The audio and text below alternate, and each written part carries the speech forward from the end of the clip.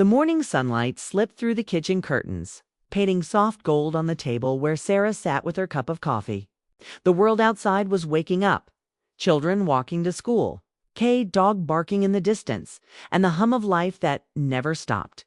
But inside the house, there was silence, the kind that made her heart ache. A little dot. It had been 3 years since she'd married David. Their home was neat and calm, filled with everything that looked right on the outside: family photos, warm meals, polite conversations. But Sarah often felt something missing, something quiet yet deep, as if a part of their little family still lived behind an invisible wall. That part was Ethan, 17 years old, tall for his age, with thoughtful brown eyes and a voice that rarely rose above a whisper. He was David's son from his first marriage, gentle, intelligent, but distant in a way that made Sarah constantly wonder what storms he kept locked inside. Every morning, she saw the same routine. Ethan would come down the stairs with his backpack slung over one shoulder, earbuds in, eyes fixed on the floor. He'd nod politely when she greeted him, but say little else. Then he'd slip out the door before breakfast ended, leaving behind the faint sound of his shoes on the porch steps. Sarah tried not to take it personally. After all, she was the new person in a world that already had its own history. But sometimes, late at night, she would sit awake wondering if Ethan would ever see her as more than just his father's wife. The kitchen clock ticked softly, each second echoing the rhythm of her thoughts. She remembered how years ago she dreamed of a big, lively home, laughter spilling down the hallway, stories shared around the table. Yet the house she lived in now often felt like a place of unspoken words. Still, Sarah believed that love had its own quiet power. It didn't have to be loud to change things that morning. She glanced toward the staircase, expecting Ethan to appear. But minutes passed and he didn't come down. His school bus would arrive soon. She hesitated, then climbed the stairs and knocked gently on his door. "Ethan, you'll be late." No answer. Only the faint hum of music behind the closed door. She waited, listening. There was nothing wrong, just silence again. She turned to leave but paused when she saw something on the floor beside the door. A sketchbook slightly open. A corner of the page showed a pencil drawing, soft, careful lines forming what looked like a cloudy sky. Sarah smiled faintly and left it there, not wanting to invade his space. But the image stayed in her mind, gray clouds over a lonely hill. It was beautiful, but also a little sad. When she came downstairs, David was reading the paper at the table. "He'll be fine," he said without looking up when she mentioned Ethan. "He's a quiet kid. Just give him time." Sarah nodded but felt unconvinced. Time was passing, yes, but not healing. It was only deepening the distance. Later that day, while cleaning the living room, she noticed the family photo on the wall taken 2 summers ago. David stood in the middle, smiling proudly, his arm around both of them. Sarah's smile looked bright, but Ethan's expression caught her eye. He wasn't unhappy, exactly, just elsewhere, as if part of him belonged to another world entirely. That evening, as the sun dipped low and the house glowed in shades of orange, Sarah found herself standing by the window, lost in thought. Outside, Ethan sat on the porch steps, sketchbook open again. His face was calm but unreadable. The light touched his hair, and for a fleeting moment, she saw not just a boy, but someone searching for comfort, for belonging, for something unnamed. She wanted to speak, to ask what he was drawing, to share something simple. But something held her back. The fear of saying too much, of stepping where she didn't belong. Instead, she whispered softly through the half-open window, "It's a beautiful evening, isn't it?" Ethan looked up for just a moment and nodded. "Yeah," he said, his voice barely audible. It wasn't much, but it was something. That night, Sarah couldn't sleep. The house was quiet, except for the ticking clock and the soft sound of rain tapping against the windows. She thought about the sketch, about Ethan's silence, and about how loneliness could hide even in the presence of love. Maybe he wasn't distant because he didn't care. Maybe he was just lost, the way people sometimes get when they're trying to find where they fit in the world. And in that quiet realization, Sarah made a promise to herself. She wouldn't force her way into his life. But she wouldn't walk away either. Love, she thought, isn't always about fixing someone. Sometimes it's just about staying close enough so they know they're not alone. As she drifted into sleep, a gentle calm filled her chest, the kind that comes before change, before understanding. Somewhere inside that silence, something was beginning to stir. A story of healing had just begun. The rain had eased by morning, leaving a soft gray mist over the yard. Sarah stood by the kitchen window, her hands wrapped around a warm cup of tea. The world outside looked quiet, almost thoughtful, as if it too carried memories that refused to fade. Ethan had already gone to school. His shoes had left faint marks near the door, reminders of his quiet presence that lingered even when he wasn't there. Sarah smiled faintly. She found herself thinking about him more than she expected, not in worry, but in wonder. Who was this quiet boy, really? What shaped him before she came into his life? Her thoughts drifted back to her own past, to a time when silence had felt just as heavy. Years ago, before she met David, Sarah lived in a small coastal town where the wind always smelled of salt and wildflowers. She had worked at a little cafe by the sea, a place filled with laughter, warm pastries, and stories told between sips of coffee. It was there she met someone who had changed the rhythm of her days, a kind man named Michael. He was a traveler, stopping through town for a summer job at the docks. He came into the cafe every morning, ordering the same thing, black coffee and a slice of lemon cake. Over time, their conversations grew from small talk into something deeper, not romantic, but soul deep in a way that only happens when two people see the same kind of quiet in each other. Sarah still remembered the way he'd look out at the sea and say, "The waves remind me that nothing really stands still. Even when life feels stuck, it's still moving somewhere." Those words had stayed with her. When autumn came, Michael left back to his city, his life, his unfinished dreams. They promised to stay in touch, but as time passed, the letters slowed and then stopped altogether. Yet even after all those years, Sarah sometimes thought of him when she saw the ocean, or when a certain kind of song played on the radio. Not because she still loved him, but because he had been part of a chapter that taught her how fragile and beautiful connection could be. Now, watching Ethan struggle to open up, she recognized that same guarded loneliness, the kind that hides beneath polite smiles.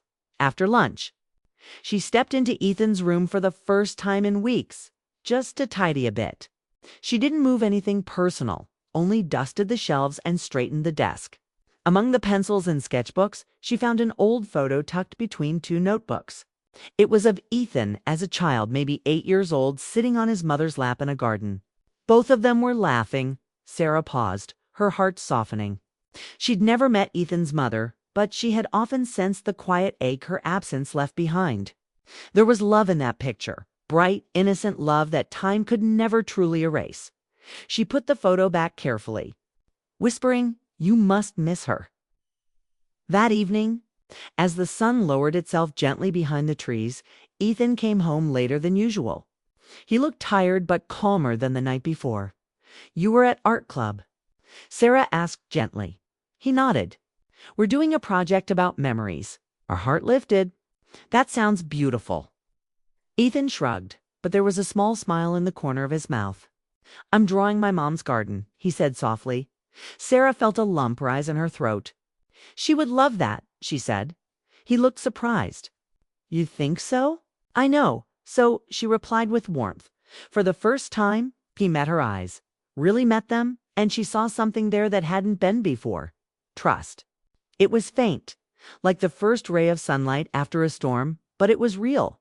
Later, while setting the table for dinner, Sarah found herself remembering that summer in the seaside cafe.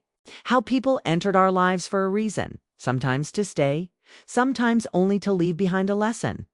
Michael had taught her to listen, and now, maybe, life was giving her another chance to do the same with Ethan. David joined them at dinner, tired from work, but cheerful. "School going okay, champ?" he asked. "Yeah," Ethan said simply. Sarah didn't say much. She didn't need to. The quiet between them no longer felt like distance. It felt like peace, fragile, but growing. After dinner, Ethan excused himself, and David turned to Sarah with a tired smile. "You worry too much, you know that?" She smiled back. "Maybe, but sometimes worrying is how I love." When the night settled in, Sarah stood again by the window. It's the same one where she had watched Ethan sketch the evening before. The moon hung low and bright, silver light brushing against the glass.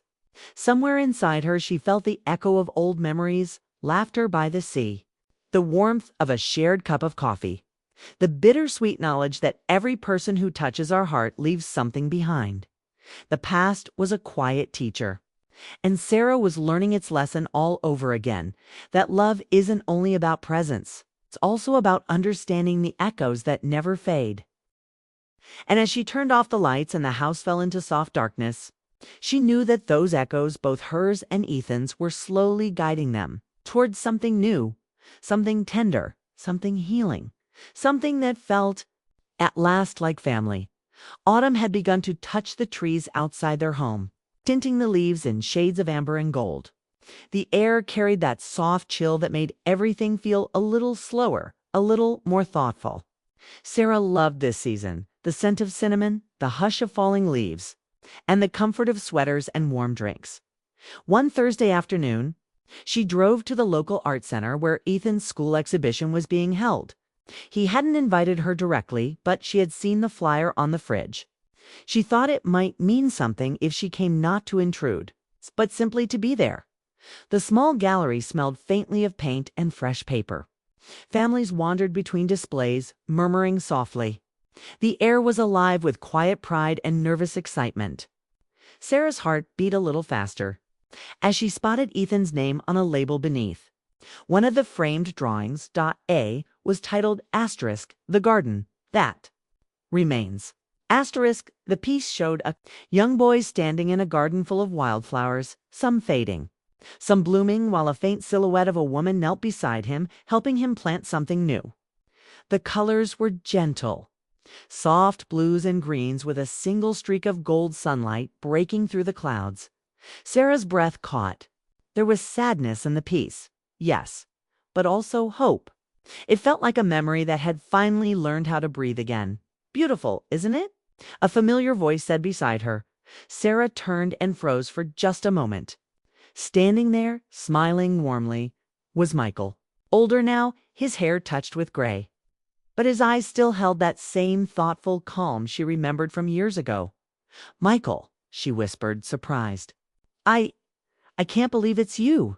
He chuckled softly. "It's been a long time.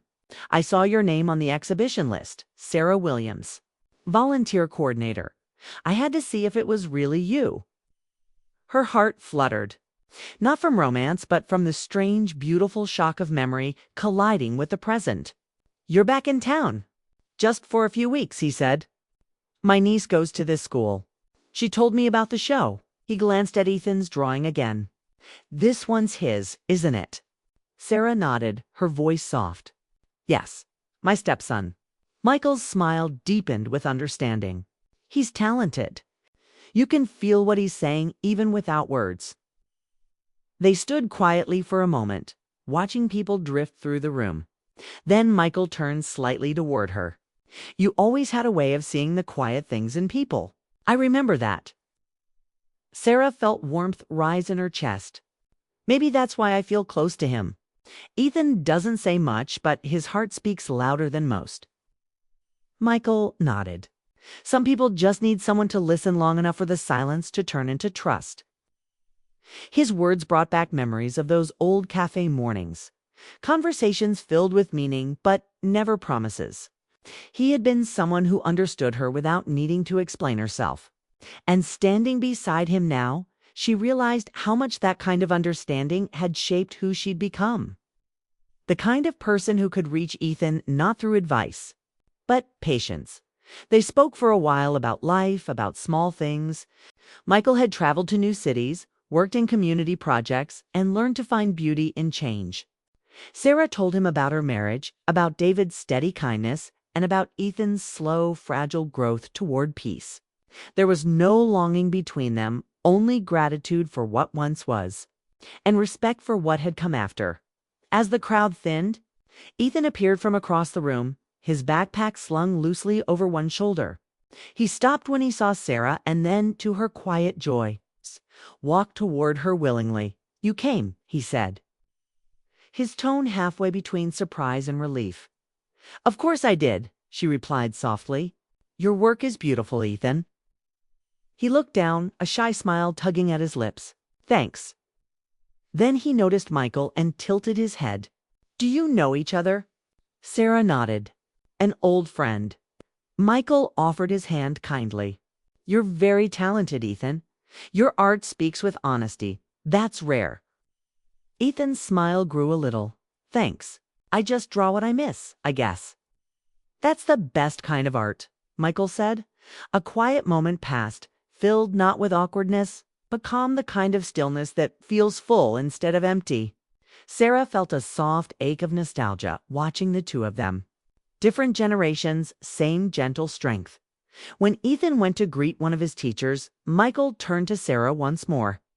"You've built something good here," he said. "You've given that boy what every person needs, someone who believes in them." Sarah's eyes glistened. "I just try to be present." "That's more than most ever do," he replied, as they said goodbye. Sarah realized how beautifully life had come full circle, how the people who once entered her story hadn't really vanished. They'd simply become echoes that shaped her heart for moments like this. Driving home that evening, she watched Ethan beside her in the passenger seat. He was quiet, gazing out at the trees glowing under the streetlights. After a few minutes, he said softly, "I'm glad you came, Sarah." Her heart swelled. "So am I, Ethan." The car rolled forward under a canopy of golden leaves. The world outside was changing, but for the first time, Sarah felt perfectly still, not trapped, not waiting, but content in the quiet beauty of connection found and renewed in the reflection of the windshield. She caught a glimpse of Ethan's faint smile and thought, maybe this is what healing looks like. Not grand gestures, not miracles, just small moments of understanding that bring the heart quietly back to life. The next few weeks passed gently, like the last pages of a book you don't want to end. Autumn deepened into November, and the air turned crisp with the promise of change. Ethan had started talking more, not much, but enough for Sarah to see light returning to his eyes. Sometimes he'd join her in the kitchen after school, helping slice vegetables or simply sitting nearby as she cooked. Their words came slowly, but the silences between them were no longer heavy. They were comfortable now, filled with quiet understanding. One Saturday morning, Sarah found Ethan sketching by the window, the same spot where he'd once sat alone for hours. His pencil moved in careful strokes, the faint scratch of graphite filling the peaceful air. "What are you drawing today?" she asked softly. He hesitated, then turned the sketchbook toward her. It was a drawing of their dining table, 3 chairs, sunlight falling across a half-finished meal. There was warmth in every line, an intimacy that spoke louder than words. "It's us," Ethan said. "You, Dad, and me." Sarah smiled, her throat tightening. "It's beautiful." Ethan looked down. "I wanted to show that things feel better now. I don't know if I ever said it, but I'm glad you didn't give up on me." Tears filled her eyes, but she blinked them away. "You don't have to thank me. Family doesn't walk away when things get hard." For a long moment, they simply sat there, sunlight warming the floor between them. Then Ethan asked quietly, "Do you ever miss the life you had before? Before us?" The question caught her off guard. She thought for a moment before answering. "Sometimes I think about it," she admitted. "About people I once knew, places I loved. But I don't miss them in a sad way. They helped me become who I am, so I could be here with you and your dad." He nodded slowly, his expression thoughtful. "I think I understand that." That afternoon, David returned from work early, bringing with him an envelope addressed to Ethan. "Looks important," he said with a smile. Ethan tore it open, and his eyes widened. "It's from the community art program downtown," he said. "They want me to join their youth gallery next month." Sarah clapped her hands softly. Delighted. That's wonderful. David grinned. Proud of you, son. Ethan's smile faltered for just a second. I don't know if I should. It's a big step. And Mom's birthday is that week. I was going to visit her grave. Sarah's heart tightened. She could see the conflict written all over his face. Joy mixed with guilt. Tangled with memory, David placed a gentle hand on his shoulder. You can do both, Ethan. Your mom would want you to keep moving forward. Ethan looked between them, unsure. Then Sarah spoke softly. You don't have to choose between past and future. Ethan, both can live in your heart at the same time. What matters is what you carry from each. The room fell silent for a moment. Then Ethan exhaled slowly. I think I'll go, he said at last. But I'll bring one of her flowers with me, like she's still part of it. Sarah smiled through her tears. She always will be. The evening of the exhibition came sooner than expected. The gallery buzzed with quiet excitement again, filled with parents, students, and the gentle hum of conversation. Ethan's new piece hung near the entrance, a simple drawing of two hands planting a small tree. Beneath it, the title read, Greater than asterisk for those who stayed. Asterisk, Sarah felt something swell in her chest. Pride, tenderness, and an ache too deep for words. When Ethan came to stand beside her, he said softly, I wanted it to be for both of you. She placed a hand on his shoulder. You've given us something far more precious, Ethan, your trust. He didn't answer, but his smile said everything from across the room. Sarah caught a glimpse of Michael among the crowd, offering her a kind nod before quietly slipping out the door. She felt no longing, only gratitude for what he had once given her, and for the lesson that had come full circle. After the show, the three of them walked home beneath a cool, star-patched sky. The streets were quiet except for the whisper of leaves brushing against the pavement.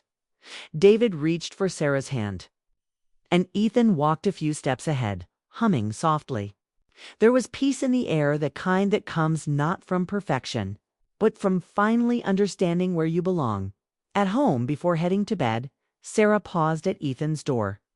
The light was still on. She knocked gently. Yeah. He called Dot. She peeked inside. Good night, Ethan. I'm proud of you. He looked up from his desk where he was writing something in his sketchbook. Good night, Sarah, he said softly. And thanks for everything. She smiled, closing the door quietly. Later, as she stood by her own window, the night wrapped around her like a familiar song. She thought about the winding paths that had brought them here. Loss, love, patience, and the courage to keep believing that connection could heal what silence had broken in that moment. Sarah realized something simple but profound. Love doesn't always arrive as romance or grand gestures. Sometimes it comes as understanding, gentle, steady, and kind. And when she turned off the light and lay down beside David, her heart was full. Not of longing, but of peace. The kind that only comes when the past stops echoing and finally begins to rest.